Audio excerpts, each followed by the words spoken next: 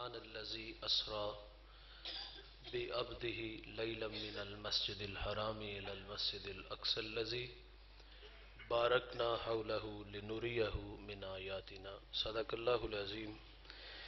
پڑھیے الصلاۃ والسلام علیک یا رسول اللہ وعلی آلک واصحابک یا حبیب اللہ. الصلاۃ والسلام علیک یا رحمت للعالمین. حمد و ثنا کے بعد عزت و تکریم کے لائق معزز محتشم حاضرین، السلام علیکم ورحمت اللہ. سورہ بنی اسرائیل سے ایک آیہ نور تلاوت کرنے کا شرف حاصل کیا. دعا ہے اللہ حق بیان کرنے کی توفیق عطا فرمائے. حاضرین مجلس، یہ ماہ مبارک رجب المرجب کا بابرکت مہینہ ہے، اور اس ماہ کی 27 تاریخ کو میرے اور آپ کے آقا و مولا نبی رحمت صلی اللہ علیہ وسلم وہاں تشریف لے گئے جہاں کسی کا گمان بھی نہیں پہنچ سکتا. کوئی فلک تیرا یار گیا، کوئی جا سدراتِ ہار گیا، ایک کالیاں زلفاں والا سی جڑا عرش تو بھی لنگ پار گیا. یہ اعزاز، یہ شرف، یہ افتخار میرے محبوب کا ہے. آپ نے جی بھر کے رب کا دیدار کیا ہے. حضور کے علاوہ یہ اعزاز کسی اور نبی کو نصیب نہیں ہوا. اللہ کے ایک نبی ہیں جو اللہ سے ہم کلام ہوتے تھے، حضرت موسیٰ علیہ السلام. انہوں نے ایک دن عرض کیا کہ ربی آرینی، مالک تجھے بے نقاب دیکھنا چاہتا ہوں. تو جواب ملا تھا لن ترانی، موسیٰ آپ مجھے ہرگز نہیں دیکھ سکتے. یہاں اللہ نے فعل مستقبل کی ابدی نفی کی ہے. ان لن اذن وقع یہ حروف ناصبہ ہیں، اور حروف ناصبہ میں سے جب کوئی حرف مضارع پر داخل ہو تو وہ مستقبل کی نفی کرتا ہے. یہاں موسیٰ علیہ السلام کو فرمایا کہ کبھی بھی نہیں دیکھ سکتے. سوال پیدا ہوا، امتی کے لیے یہ وعدہ ہے اگر وہ زندگی بھرپور گزارے، عمل والے گزارے، اس کی جزا جنت ہے. صرف جنت نہیں، جنت میں اللہ کا دیدار بھی نصیب ہوگا. اور نبی جو ہوتے ہیں وہ بدرجہ اوتم اس کے حقدار ہوتے ہیں، لیکن یہاں فرمایا کہ آپ نہیں دیکھ سکتے. الجھاؤ پیدا ہوا تو علماء فرماتے ہیں یہاں کچھ مقدر ماننا پڑے گا. جس نام پڑھتے ہیں بسم اللہ الرحمن الرحیم، اللہ کے نام سے شروع. علماء فرماتے ہیں کہ یہاں شروع کس کا ترجمہ کر رہے ہو؟ با کا معنی ساتھ ہے، اسم نام کو کہتے ہیں. لفظ اللہ میں نے اللہ ہے، تو فرمایا اس میں اشرع مقدر ہے. اشرع بسم اللہ الرحمن الرحیم، اللہ کے نام سے شروع جو بڑا مہربان نہایت رحم والا. تو فرمایا یہاں بھی کچھ مقدر ماننا پڑے گا. جہاں موسیٰ علیہ السلام کو فرمایا کہ آپ کبھی بھی نہیں دیکھ سکتے، تو فرمایا یہاں مقدر یہ ہے حتی یرانی محمد صلی اللہ علیہ وسلم. فرمایا موسیٰ اتنی دیر تک نہیں دیکھ سکتے جتنی دیر تک مجھے محمد عربی نہیں دیکھ لیتے. لیکن اس کے باوجود بھی انہوں نے ضد کی کہ میں نے دیکھنا ہے. تو اللہ نے فرمایا پہاڑ کی طرف دیکھو، اور اس پہاڑ پہ اللہ نے ذاتی نہیں صفاتی تجلی کا پرتو ڈالا. اللہ کا قرآن کہتے ہیں خر موسیٰ صاعقہ، تاب نہیں لا سکے، بے ہوش ہو گئے، زمین پہ تشریف لے آئے. اور جب ہوش آتا ہے تو 27 میل دور غار میں کالے رنگ کے پتھر پہ کالے رنگ کی چیونٹی کو چلتے ہوئے دیکھتے بھی ہیں. چلنے سے جو آواز پیدا ہوتی ہے اس آواز کو بھی سنتے ہیں. آنکھوں میں روشنی، سماعت اتنا اس لیے بڑا، کانوں میں جو ہے وہ آنکھوں میں دیدار الہی کا سرما پڑا تھا. دیکھتے بھی ہیں، سنتے بھی ہیں. معراج کی شب محمد عربی صفاتی نہیں ذاتی تجلیات میں گم رہے تھے. بتاؤ نگاہ محمد کا عالم کیا ہوگا، حضور کی سماعتوں کا عالم کیا ہوگا. تو یہ اعزاز، یہ شرف صرف حضور کا ہے کہ حضور نے جی بھر کے اپنے رب کا دیدار کیا ہے. اس کے علاوہ کسی اور نبی کو یہ اعزاز نصیب نہیں ہوا. دوستان عزیز، میں آپ کو واقعی معراج تو نہیں بیان کروں گا، لیکن اس کا پس منظر آپ لوگوں کے سامنے رکھوں گا اللہ تعالیٰ کی عادت ہے وہ جس کو جتنا بڑا منصب مقام دیتا ہے اس کو پھر آزمائش کی اتنی بڑی راہ سے بھی گزارتا ہے. یاری تیری سونا پر ازمائشاں تیریاں اگ، سونا پرکھیا جاندائے نال اگاں دے لگ. جنہیں اللہ عزتیں دیتا ہے انہیں پھر امتحان کی زندگی بھی ان کے سامنے ہوتی ہے.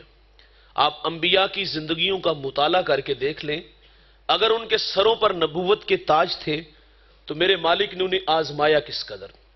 اللہ کے نبی حضرت ایوب علیہ السلام 40,000 بکریوں کا ریوڑ رکھتے تھے، 40 باغ تھے، 400 غلام تھا، چاند جیسے 12 بیٹے تھے. اللہ نے فرشتے کو بھیجا کہ جاؤ میرے نبی سے کہو کہ آزمائش کے لیے تیار ہو جاؤ. تو حضرت ایوب علیہ السلام فرماتے میں راضی بر رضا رہوں گا، آنے والی ہر آزمائش پہ صبر کروں گا. آپ ممبر پہ جلوہ فراز ہیں، تا حد نظر آپ کے حواری ہیں، ان سے محو کلام تھے. اچانک ایک غلام دوڑا دوڑا آیا اور اس نے آ کر کے کہا کہ حضرت غضب ہو گیا، 40,000 بکریوں کا ریوڑ پانی کی بے رحم موجیں بہا کے لے گئیں.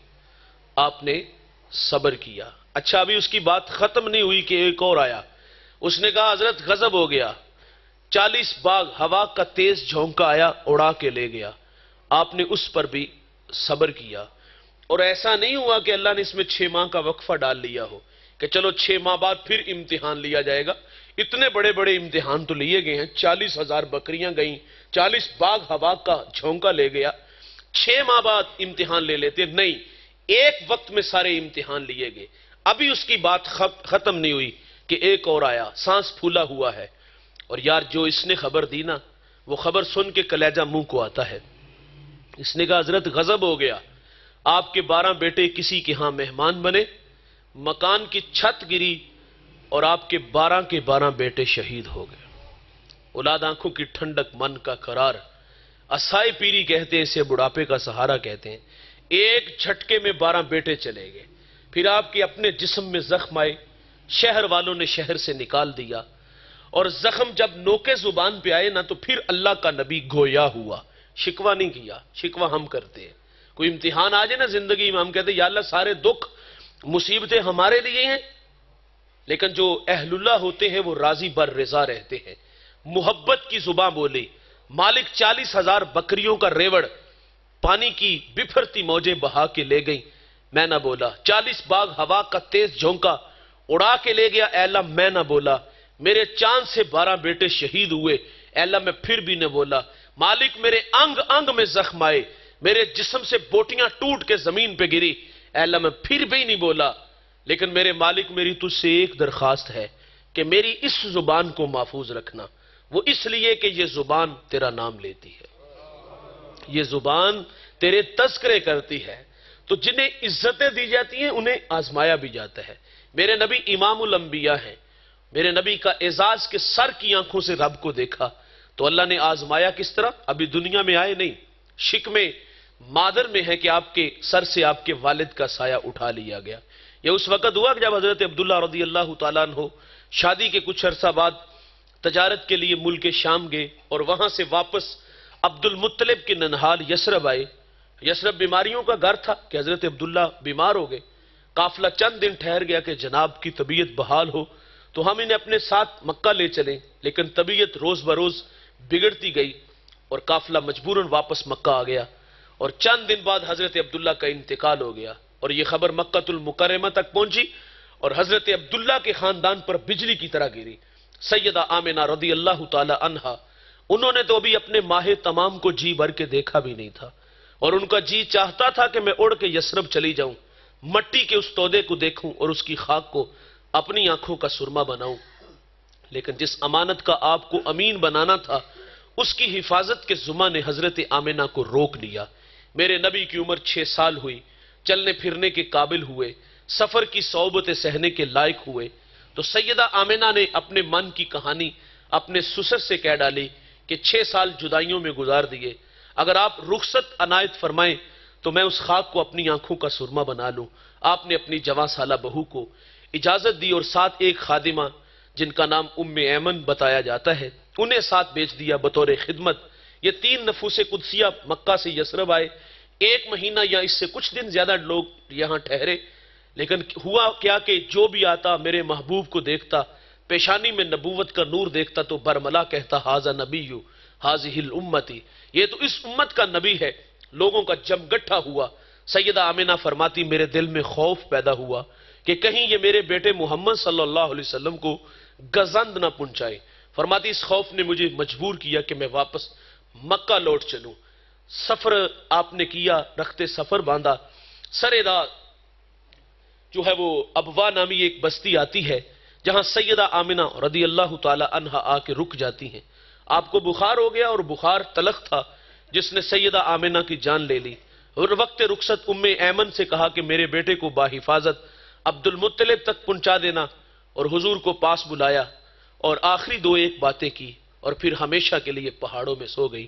کتنا مشکل اور کٹھن یہ مرحلہ ہے کہ نبی کی ماں کہاں بچھڑ رہی ہے، نہ مکہ ہے نہ مدینہ ہے، ایک گمنام بستی میں ماں ہمیشہ کے لیے خاموش ہونے لگی ہیں اور اپنے بیٹے کو وقت رخصت 2 باتیں کی۔ بیٹے کلو حیٍ میت کلو جدید بال کلو کبیر یفنا وانا میتۃ وذکر باق وولدت طہرا۔ فرمایا بیٹے ہر نئی چیز نے پرانا، ہر باقی نے فنا ہو جانا ہے۔ فرمایا بیٹے میں بھی جا رہی ہوں لیکن سنو میرا ذکر باقی رہے گا، وہ اس لیے کہ میں تیرے جیسا پاکیزہ اور ستھرا محمد چھوڑ کے جا رہی ہوں۔ سانسوں کی مالا ٹوٹ گئی، موتی فضا میں بکھر گئے۔ حضور ماں سے لپٹ کے رونے لگے اور پھر اپنے ننھے ننھے ہاتھوں سے کالے پتھروں کی قبر بنائی، اس پہ آنسوؤں کا چھڑکاؤ کیا۔ ماں جہاں تک نظر آتی رہی پلٹ پلٹ کے دیکھتے رہے۔ ام ایمن کہتی میں حضور کو لے کے پہاڑ سے نیچے اتر آئی اور جب نیچے اتری تو پیچھے پلٹ کے دیکھا تو حضور میرے ساتھ نہیں تھے۔ فرماتی میں پھر دوبارہ پہاڑ پہ چڑھی اور میری آنکھیں کیا دیکھتی ہیں کہ حضور ماں کے سرانے کھڑے ہیں اور وہاں کھڑے ہو کر کہہ رہے تھے کہ ماں آپ تو جانتے ہو کہ میرا اس دنیا میں آپ کے سوا کوئی بھی نہیں ہے۔ ام ایمن کی جان نکل گئی، حضور کو سینے سے لگا لیا۔ آقا فرمایا کرتے تھے کہ ام ایمن میری ماں کے بعد میری ماں لگتی ہے۔ ایک صحابی کسی کو آر دیتے ہوئے کہہ رہے تھے یا ابن السودا یو کالی ماں کے بیٹے، حضور جلال میں آگے فرمایا لقد تفحل کہلو، 3 دفعہ فرمایا پیمانہ چھلک گیا، پیمانہ چھلک گیا، پیمانہ چھلک گیا۔ فرمایا کسی گوری رنگت والی ماں کے بیٹے کو کالی رنگت والی ماں کے بیٹے پر کوئی فوقیت حاصل نہیں۔ فرمایا اگر ہے تو وہ تقوی ہے۔ فرمایا مجھے جس نے جنم دیا وہ گوری رنگت والی، جس نے میری پرورش کی وہ کالی رنگت والی۔ آقا فخر سے فرماتے ہیں کہ میں بیک وقت 2 ماؤں کا تنہا بیٹا ہوں۔ 6 سال کی عمر میں ماں ابوا کی وادی پہ ہمیشہ کے لیے خاموش ہو گئی۔ پھر کفالت کا ذمہ جناب عبد المطلب رضی اللہ تعالی عنہ نے اٹھا لیا۔ دادا نے بڑی محبت دی، کھانا کھاتے ہیں، ساتھ بٹھاتے ہیں، سوتے ہیں، پہلو میں لٹاتے ہیں۔ ذل کعبہ عبد المطلب کی مسند بچتی تھی جس پر بیٹوں کو بھی جرت نہیں ہوتی تھی بیٹھنے کی، لیکن حضور لاڈلے بڑے تھے، دادے کی مسند پر بیٹھ جاتے۔ بے پناہ دادا جان سے محبت وصول ہوئی۔ دوستو غم کی کہانی ٹوٹی نہیں، سیلاب تھما نہیں۔ 2 سال گزرے کہ جناب عبد المطلب کا بھی انتقال ہو گیا اور آپ کا جنازہ مکے کے بازار سے گزر رہا تھا اور میرے نبی کی عمر اس وقت 8 سال تھی۔ آگے آگے جنازہ ہے اور پیچھے پیچھے میرے محبوب ہیں، اور دادے کی جدائی میں حضور مکے کی کبھی اس دیوار سے کبھی اس دیوار سے لپٹ کے روتے ہیں۔ پھر کفالت کا ذمہ ابو طالب نے اٹھا لیا۔ جنہیں عزتیں ملتی ہیں وہ آزمائے جاتی ہیں۔ 8 سال کی عمر میں چچا نے کفالت لے لی اور آپ کثیر العیال تھے، آپ کی معیشت کوئی اتنی مضبوط نہیں تھی۔ میں نے حضور کا بچپن پڑھا ہے، اماں حلیمہ فرماتی ہیں حضور کو اگر بچپن میں بھوک لگی بھی ہوتی نا تو کبھی بھوک کا مطالبہ نہیں کیا تھا۔ میں بچوں کی بات نہیں کروں گا، ہم بڑے ہو گئے ہیں، اب بڑھاپے کی طرف سفر ہے۔ ہمیں وقت پہ کھانا نہ ملے تو ہم گھر کے برتن توڑ دیتے ہیں، خواتین پہ ہاتھ اٹھاتے ہیں، گالیاں دیتے ہیں، یہ ہمارے رویے ہیں۔ لیکن میرے نبی کا بچپن اتنا شاندار ہے کہ بھوک لگی بھی ہوتی تو کبھی بھوک کا مطالبہ نہیں کیا تھا۔ چچا نے بھی بڑی محبت دی، کھانا کھاتے ہیں، ساتھ بٹھاتے ہیں، سوتے ہیں، پہلو میں لٹاتے ہیں۔ دوستان عزیز بے پناہ محبت وصول ہوئی، حضور پروان چڑھتے رہے اور پھر اللہ کا حکم آیا کہ اب اس قوم کو لا الہ کی دعوت دو۔ کوہ صفا پہ چڑھ کے پیغام حق سنایا، جن کی قسمت میں ہدایت تھی وہ معاون بنے اور جو ازلی بدبخت تھے وہ مخالفت پہ اتر آئے۔ زندگی میں بڑے امتحان آئے صاحب، عام الحزن آیا، وہ غم کا سال جس میں شفیق چچا اور آپ کی رفیقہ حیات حضرت خدیجہ رضی اللہ تعالی عنہ کا وصال ہوا۔ शैब अबी तालिब में 3 साल महसूर रहे, सोशल बाइकाट हुआ, माओं की छातियों से दूध खुश्क हुआ, बच्चे रोने लगे तो माएं मुंह पे थप्पड़ नहीं मारती, बस इतना कहती कि बच्चों तुम्हारे रोने की आवाज काफिरों ने सुनी तो वो तुम्हारे नबी मोहम्मद को ताने देंगे। बच्चे खामोश हो जाते। साहबा कहते हमने पत्ते खा खा के गुजारा किया, चमड़े भिगो भिगो करके गुजारा किया। मैंने एक सहाबी का बयान पढ़ा, वो कहते गीली जगह मेरा पांव आया, भूख इतनी लगी हुई थी, न जाने वो क्या था, उठाया खा लिया। आज तक मुझे ये नहीं पता कि वो चीज है क्या थी। इन राहों पे चलने वालों को आजमाया जाता है साहेब। और फिर वो मक्के के गलियों बाजार में जब ला इलाहा की दावत दी जाती, कूलू ला इलाहा इल्लल्लाहु तुफ्लिहू की सदा गूंजती है, लोग कांटे बिछाते हैं, लोग ओचरियां फेंकते हैं, लोग घड़े खोदते हैं, लोग आवाजें कसते हैं, गले में रस्सी डाल के ताव डालते हैं। कितने दुख मक्का वालों ने दिए। हुजूर फिर ताइफ चले गए। वो पढ़े लिखे लोग हैं, मैं उन्हें अपनी बात सुनाऊंगा, लेकिन उन्होंने भी दावत को मुस्तरद किया। मेरे नबी फरमाते मैं ताइफ से वापस पलटने लगा। ताइफ का बाजार है, 2 रोया की तारे हैं, उबाश लड़के हैं, उनके हाथों में पत्थर हैं। आका फरमाते मैं कदम उठाता हूं तो वो मेरे पांव पे पत्थर मारते हैं। मुझे दर्द हुआ और मैं दर्द की शिद्दत की वजह से जमीन पे बैठ गया। वो नलायक आगे बढ़े, हुजूर को कंधों से पकड़ा, खड़ा किया और फिर चलने पे मजबूर किया। मेरे नबी फरमाते मैं दूसरा कदम उठाता हूं तो वो मेरे दूसरे पांव पे पत्थर मारते हैं। आका का बदन लहू लहान हो गया। जवानों, इस दीन की बुनियादों में पैगंबर का खून है। मैं उकाड़ा एक जगह खिताब कर रहा था तो कुछ लोग मुझसे नाराज हो गए। सच आखी ते पांबड़ मचदे ने, चमन में तलख नवई मेरी गवारा कर, कि जहर भी करता है कभी कारे तरिया की, कड़वी कुसैली कबूल करनी चाहिए। मैंने बरमला बरजस्ता ये बात की थी कि दीन हुजरों में बैठ के नहीं फैला, दीन नजराने वसूल करके नहीं फैला, दीन हाथ चुमा के नहीं फैला, दीन बड़ी मेहनत से फैला है, दीन जुस्तजू से फैला है, दीन तबलीग से फैला है। हुजूर मक्का से ताइफ आते हैं और उस भटकी हुई कौम को जन्नत की राहों का दर्स देते हैं, लेकिन वो नलायक हुजूर को पत्थर मारते हैं। बदन लहू लहान हो गया। अर्ज किया गया कि इनके लिए बद दुआ कर दे। फरमाया मैं रहमत बन के आया हूं, जहमत बनकर नहीं आया। और वहां एक जुमला इरशाद फरमाया था जो उलमा के लिए था, मुबल्लिगीन के लिए था। मेरे नबी ने फरमाया था कि मुझे इनकी नस्लों से उम्मीद है कि वो मेरे साथ चलेंगे। बाज का था हम दिल बर्दाश्त हो जाते कि यार हमें तो सजदे से गरज है, जो यहां नहीं तो वहां से ही काम भी करना है, इतने नहीं तो किधरे और से ही। हुजूर का ये फरमान हमें रोशनियां देता है। फरमाया मुझे इनकी नस्लों से उम्मीद है कि वो मेरे साथ चलेंगे। आप जानते हो हमारे यहां सिंध में जब एक नहीद नामी बेटी के सर से राजा दहर के डाकुओं ने चादर खींची थी और उसने या अलल हज्जाज कहा था और उसने हज्जाज को पुकारा, यह तारीख का कोई काबिल जिक्र इंसान ही बहुत बड़ा बदमाश आदमी था। और उस समाज का बदमाश आदमी खड़ा हो जाता है कि बहन मैं हाजिर हूं। और फिर उसने अपने दामाद, अपने भतीजे जिसकी उम्र 17 साल थी, उसको यहां भेजा और वो हिंदुस्तान के तख्तो ताज को रोनता हुआ यहां आया और उस बरहना सर बेटी के सर पर इज्जत की रिदा रखी और वो यहां 4 साल कर गुजार के गया। उसने अपने किरदार, अपने अखलाक से मकरान से मुल्तान तक सफर किया और 1 लाख इंसानों को मोहम्मद अरबी का गुलाम बना जाता है। फरमाया मुझे इनकी नस्लों से उम्मीद है कि वो मेरे साथ चलेंगे। ताइफ से हुजूर मक्का तशरीफ ले आए। उम्मे हानी का घर है। हुजूर माहवे इस्तराहत है, आंखें बंद दिल जाग रहा है। अल्लाह ने जबरील अलैहिस्सलाम को 70,000 नूरी फरिश्तों के झुरमट में भेज दिया कि जाओ मेरे महबूब को मेरे पास ले आओ। जिन्हें इज्जतें मिलती हैं वो आजमाए जाते हैं। आए नहीं, बाप नहीं, 6 साल की उम्र है, मां नहीं, 8 साल की उम्र है, दादा नहीं। शैब अबी तालिब, आमुल हुज़्न, मक्का के तलख रवैये और ताइफ के पत्थर, इतने दुखों के बाद आज रूहुल अमीन पूरे प्रोटोकॉल के साथ महबूब को अल्लाह के हुजूर ले जाने के लिए हाजिर हुआ। दरवाजे पे खड़ा है, क्या हुक्म है? फरमाया ले सांस भी आहिस्ता के दरबार नबी है। फरमाया मकान की छत पे चढ़ो और छत पे चढ़ के छोटा सा सुराख करो और उस सुराख से अंदर दाखिल होना है। जबरील के 600 नूरी पर हैं, अगर एक को खोले जमीन व आसमान को ढांप ले। आज हुजूर की चौखट पे हाजिर हुआ।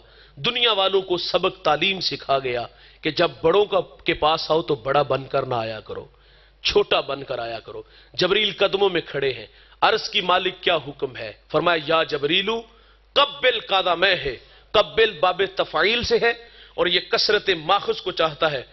कब्बिल कादा महू वाहिद नहीं, कादा मैं है तस्निया का सीगा है। ایک قدم کی نہیں، دونوں کی بات ہے، ایک بار کا تقاضا نہیں، بار بار کا ہے۔ فرمایا جبریل میرے نبی کے قدموں سے لپٹ جاؤ اور ان قدموں کے بار بار بوسے لو۔ کافوری ٹھنڈے ہونٹ نبی کے قدموں سے مس ہیں۔ میرا وجدان کہتا ہے کہ جب یہ کافوری ہونٹ حضور کے تلووں سے مس ہوئے تو آرزو ضرور مچلی ہوگی کہ یا اللہ ابھی تیرا نبی بیدار نہ ہو، میں جی بھر کے ان قدموں کے بوسے تو لے لوں۔ نہ جنت کی کلیوں میں دیکھا مزہ جو محمد کی تلیوں میں دیکھا۔ حضور کے پاؤں چومے۔ یہاں ازالہ بھی کرتا چلوں، کچھ لوگ کہتے ہیں جبریل استاد ہے اور حضور شاگرد ہے۔ اس اجتماع میں بہت سارے بچے بھی بیٹے بیٹھے ہوں گے، والد بھی ہوں گے، اساتذہ بھی ہوں گے، تلامذہ بھی ہوں گے، تو مجھے بتائیے بیٹا باپ کے قدم چومے تو اعزاز کس کا ہے؟ بیٹے کا ہے۔ شاگرد استاد کے پاؤں چومے اعزاز کس کا ہے؟ شاگرد کا ہے نا۔ مرید شیخ کے پاؤں چومے اعزاز کس کا ہے؟ مرید کا ہے۔ وہ کہتے ہیں نا ہاتھ چوما تینوں پیڑ پیندی۔ کچھ لوگوں کے لیے یہ شعر ہے کہ ہاتھ چوما تینوں پیڑ پیندی، دل چاہندا چوما جتیاں نو۔ ہم اللہ والوں کی جوتے بھی چوم لیتے ہیں، اعزاز اس کا ہے جو چوم رہا ہے۔ تو معراج کی شب اس بات کا فیصلہ ہو گیا کہ جبریل استاد نہیں بلکہ حضور کے در کے خادم ہے۔ الف لام میم یہ راز و نیاز کی باتیں ہیں، اللہ جانے یا اس کا رسول جانے۔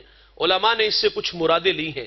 علماء کہتے ہیں الف سے مراد اللہ ہے، لام سے مراد جبریل ہے، میم سے مراد محمد صلی اللہ علیہ وسلم ہے۔ یہاں الجھاؤ پیدا ہوا، اللہ الف سے شروع، محمد میم سے شروع ہوتا ہے، جبریل تو جیم سے ہونا چاہیے تھا، یہاں لام سے جبریل کیوں کہا گیا؟ علماء کہتے ہیں یہ قرآن محاورہ عرب کے مطابق اترا ہے۔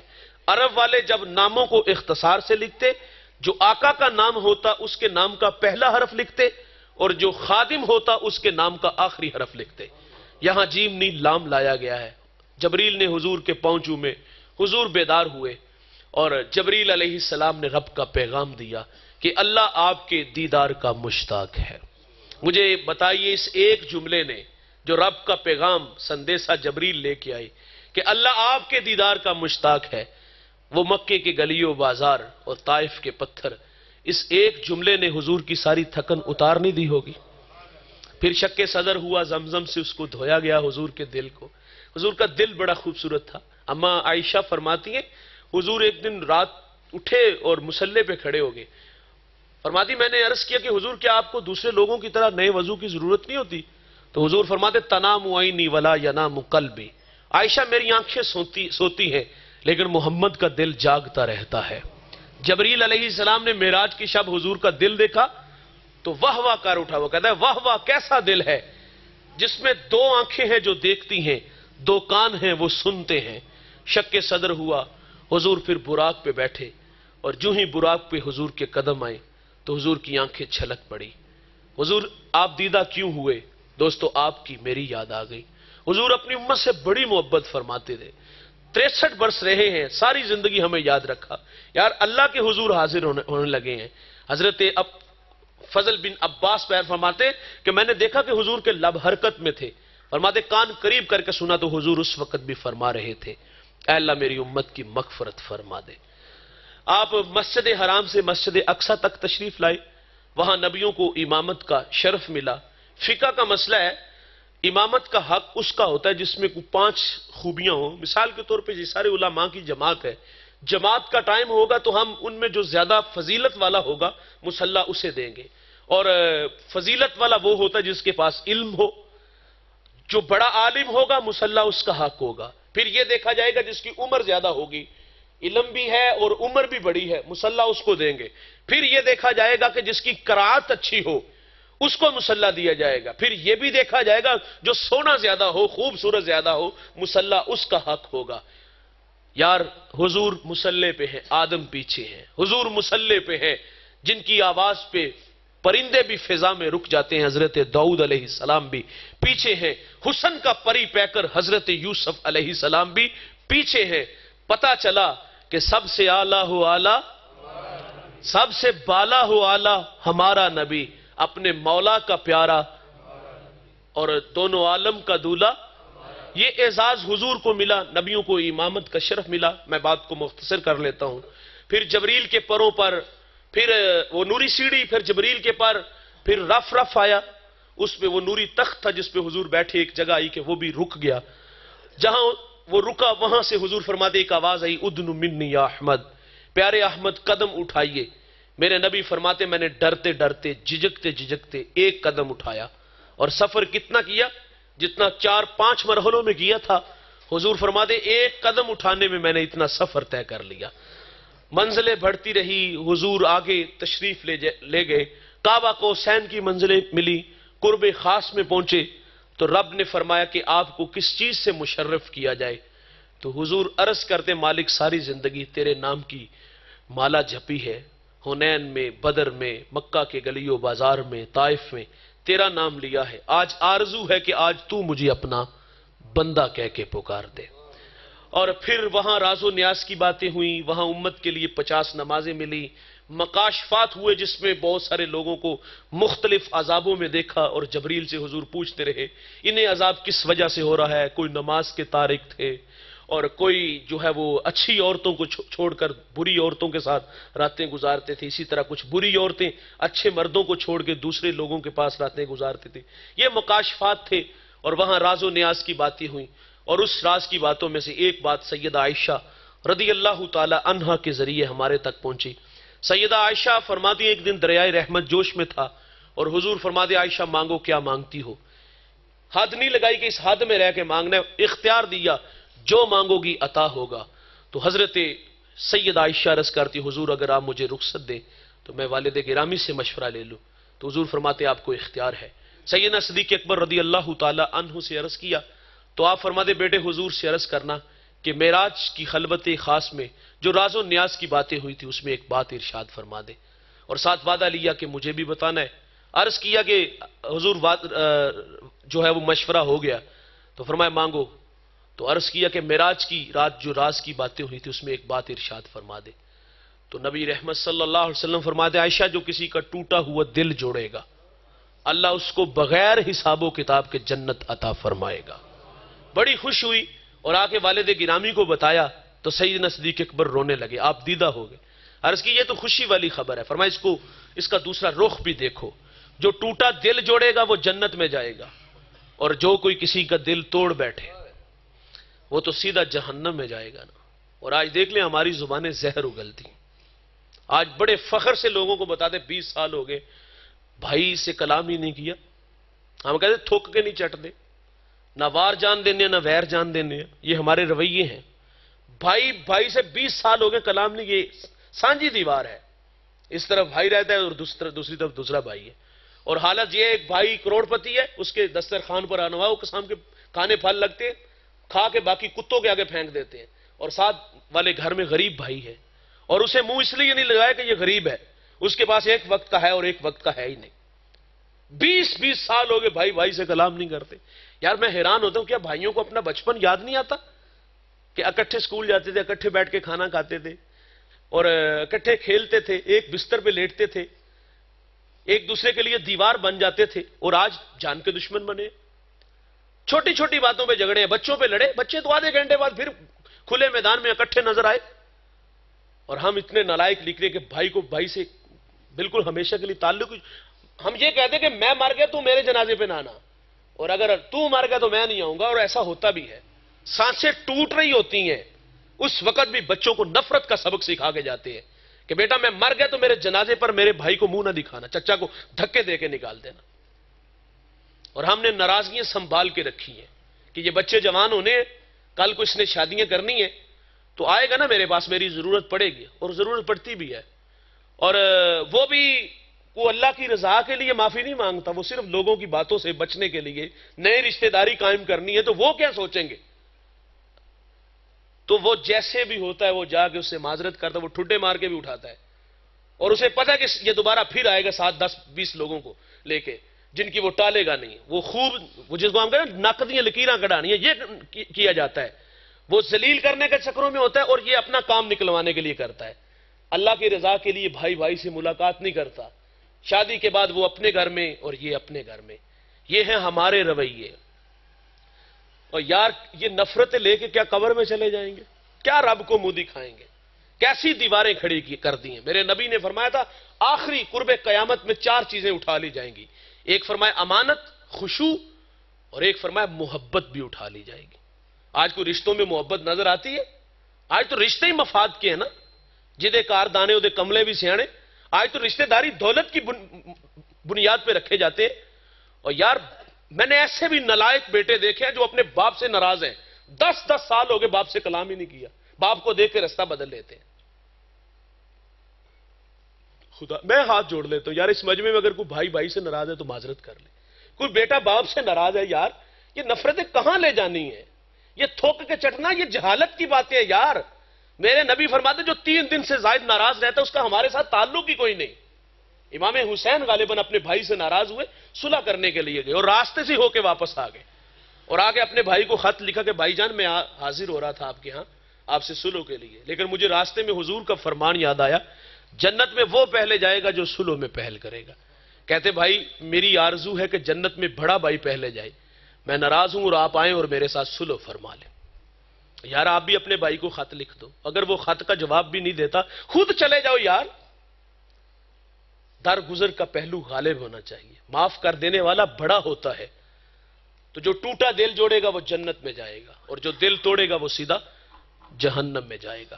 اور آخر پہ عرض کروں گا، میرے نبی صلی اللہ علیہ وسلم نے نماز کی حوالے سے وہ 50 نمازیں ملی، تو راستے میں وہ ملاقات ہوئی حضرت چھٹے آسمان پہ موسیٰ علیہ السلام سے، تو عرض کیا کیا ملا؟ فرمایا 50 نمازیں۔ کہا میری امت 2 نہیں پڑھتی تھی، اور ان کی نماز بھی بڑی مختصر سے تھی، یہ 50 کیسے پڑھیں گے؟ آپ عرض کریں کہ اس میں کمی کی درخواست۔ حضور 9 دفعہ گئے، 5 رہ گئے، تو عرض کیا حضور ایک دفعہ پھر حاضر ہوں، تو حضور فرماتے اب اللہ سے حیا آتا ہے۔ اذان سن لیں۔ اللہ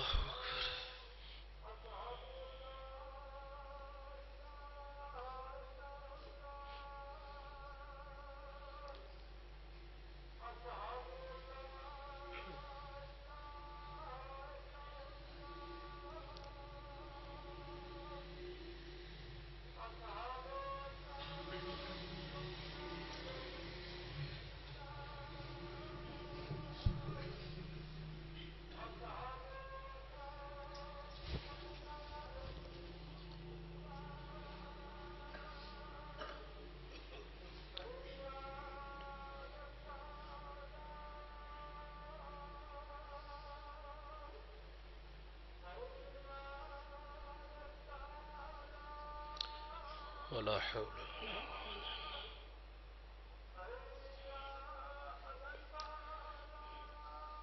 ولا حول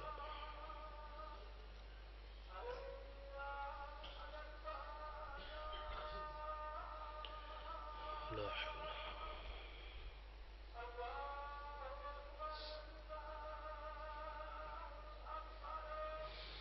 اللہ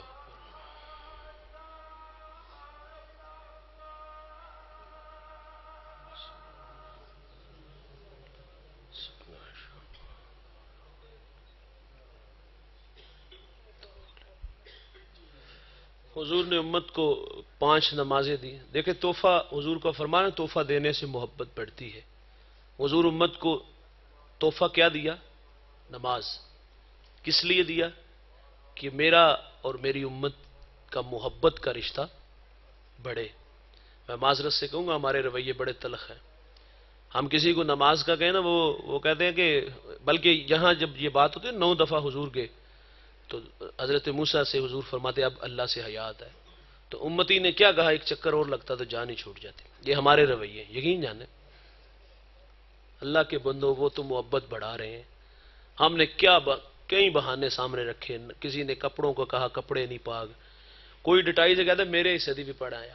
بھائی یہ حکم نہیں نا ہے، اگر آپ کے حصے کی پڑھنے کا ہوتا تو شاید کہ ہم پڑھ لیتے، بھائی کوشش کر کے 4 فرض آپ کے حصے کے پڑھ لیتا۔ وہاں تو عمل اپنا کام آنا ہے۔ اگر نماز پیشانی میں سجدے نہیں ہوں گے تو اللہ کے سامنے ہمیں شرمندہ ہونا پڑے گا۔ اللہ بروز قیامت فرمائے گا مجھے سجدہ کرو۔ اس دن جو ساری زندگی جھکتے ہوں گے نا، اذان ہوئی اللہ کو سجدہ کرنے آگے، اس سجدے کا اپنا ہی مزہ ہوگا جب اللہ فرمائے گا مجھے سجدہ کرو۔ لیکن وہ لوگ جنہوں نے ساری زندگی نہیں سجدہ کیا وہ کہیں گے چلو آج ہی اللہ دی مان لینے، لیکن اس دن باوجود چاہنے کے دوستوں سجدہ نہیں ہو پائے گا، کمریں یوں اکڑ جائیں گی، اور بے نمازی اللہ رسول کے دشمنوں کے ساتھ کھڑے ہوں گے، اور انہیں داور محشر قیامت کے دن رسوا کرے گا۔ امت کو نماز میرے رسول نے دی، اور آج ہم نے اس تحفے کی قدر بالکل بھی نہیں کی۔ آج کی اس بزم میں وعدہ کرو کہ ہم اللہ کے حضور 5 وقت جھکا کریں گے، اس کے حضور نیاز مندیاں پیش کریں گے۔ یار جس طرح ختم کے ایک اعلان پر سارا وڑیچا والا جمع ہو جاتا ہے نا، ناراض نہیں ہونا، ہو جاتا ہے، آنا چاہیے، مسنون ہے، آنے سے غم کم ہوتے ہیں، غم کی شدت کم ہوتی ہے۔ لیکن دوستو ایک پہلو یہ بھی ہے کہ ختم کے ایک اعلان پر پورا گاؤں جمع ہوا ہے، اور اللہ 5 وقت بلاتا ہے، نماز فرض عین ہے، وہاں کسی کو پرواہ بھی نہیں ہوتی۔ آپ جنازے میں دیکھ تو لوگ پہلی صفوں میں کھڑے ہونے کی کوشش کرتے ہیں، حالانکہ ثواب پچھلی صفوں میں زیادہ ہوتا ہے۔ پہلی صفوں میں کیوں کھڑے ہوتے ہیں؟ تاکہ اہل خانہ کو پتہ چل جائے کہ ہم بھی تشریف لائے ہیں۔ یار یہاں اس لیے کھڑے ہوئے کہ اہل خانہ کو پتہ چلے، یار مسجد میں اس لیے آیا کرو کہ رب کو پتہ چلے کہ ہم آگے ہیں، تو نے کہا ہے تیرے حکم پہ ہم نے گردنیں جھکا دی ہیں۔ رب کو منہ دکھانا ہے اس نیت سے کہ میں نے مالک تجھے منہ دکھانا ہے، اور منہ دکھانے کے قابل تو ہو سکوں۔ تو اللہ تعالیٰ سے دعا ہے اللہ ہمیں 5 وقت نماز کی توفیق عطا فرمائے۔ اول آخر درود شریف، سورہ فاتحہ 3 دفعہ، سورہ اخلاص پڑھ لیں۔ آپ کے اس گاؤں میں ایک بہت بڑا حادثہ ہوا، اللہ اکبر۔ وقار الحسن چشتی صاحب دکاندار، چھوٹے چھوٹے ان کے بچے اور والدین بھی اس وقت بستر علالت پہ ہیں، اور آپ کے گاؤں سے ہی ہیں، تو اب ظاہر ہے وہ آپ کے گاؤں کی بیٹیاں ہیں، ان کا خاص آپ لوگ خیال رکھیے گا۔ یتیم کی کفالت کرنے والے کے لیے وعدہ جنت ہے، فرمایا جتنے شفقت سے جو ہاتھ رکھا جاتا ہے، جتنے بال نیچے ہوں گے اتنا ہی اجر نصیب ہوگا۔ تو ظاہر ہے وہ باپ کی کمی تو کوئی بھی نہیں پوری کر سکتا، لیکن آپ اپنی محبتیں ان بچوں اور ان کے بوڑھے والدین کے ساتھ ضرور جو ہے وہ ساتھ رکھیے۔ اللہم صلی علی سیدنا و مولانا محمد وآلہ واصحابہ وبارک وسلم۔ اے اللہ جو کہا سنا ہم سب کو عمل کی توفیق عطا فرما، سب کو دائرین کی سعادتوں سے مالا مال فرما، قدم قدم پر حسنات عطا فرما، زندگی شان کی موت ایمان کی عطا فرما۔ میرے مالک عزیزم جو اس دنیا سے چلے گئے بھائی محمد وقار الحسن چشتی صاحب، اے اللہ ان کی مغفرت فرما، ان کی قبر پہ کروڑوں رحمتوں کا نزول فرما، قبر کو ٹھنڈا منور خوشبودار بنا، اچھے اعمال قبول فرما، اگر ان سے کوئی غلطی سرزد ہوئی ہو تو اپنے کرم سے معاف فرما، ہماری دعائیں ان کے حق میں مستجاب فرما، پاسماندگان کو صبر جمیل اجر عظیم عطا فرما۔ اے اللہ ان دکھی بچوں کی اے میرے مالک خزانہ غیب سے مدد فرما۔ اے میرے مالک اس مشکل گھڑی میں سارا گاؤں ہی تقریباً ان کے دکھ میں شریک ہے، اے اللہ بارے دیگر تیرے حضور دست بدعا ہوں، اے اللہ ان کی مغفرت فرما، جنت میں گھر عطا فرما، قبر کو ٹھنڈا منور فرما۔ صلی اللہ تعالی علی النبی الامین وآلہ وصحبہ۔